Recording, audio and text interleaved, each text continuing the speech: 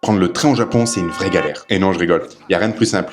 Je vais vous montrer. Tous ceux qui préparent leur voyage au Japon se sont obligatoirement demandé au moins une fois comment prendre le fameux Shinkansen. Ne cherchez plus, je vais vous montrer comment faire étape par étape, rien de plus simple. En ce qui me concerne, je passe par l'application Klook pour réserver mes billets de Shinkansen. Il existe de nombreux sites, mais celui-ci a l'avantage de tout centraliser. Je vous mets le lien en description et dans ma bio qui vous mènera directement à la page de réservation des billets de Shinkansen. Une fois sur le site, vous tapez Shinkansen dans la barre de recherche et choisissez la destination qui vous intéresse. Pour cet exemple, j'ai pris des billets de Tokyo pour aller à Osaka. Une fois que vous avez réservé vos billets sur l'application, vous recevez un QR code directement dans l'application que vous devez scanner au portique où vous aurez un ticket physique sur lequel il y aura toutes les informations. Heure de départ, numéro de voiture, siège, etc. Si jamais vous avez peur de vous perdre dans la gare, n'ayez aucune crainte, toutes les informations de direction sont fournies dans l'application. Lorsque vous avez scanné le QR code et passé le portique, comme en France, vous devez chercher le quai sur lequel se trouvera votre Shinkansen. Rien de plus simple, il suffit de chercher le nom de votre train sur la liste des départs. Pour moi, c'est Nozomi 125 sur le quai numéro 15. De là, vous cherchez le bon quai dans la gare, vous suivez les panneaux et ensuite, il suffit de se positionner devant la sortie qui correspond à votre voiture.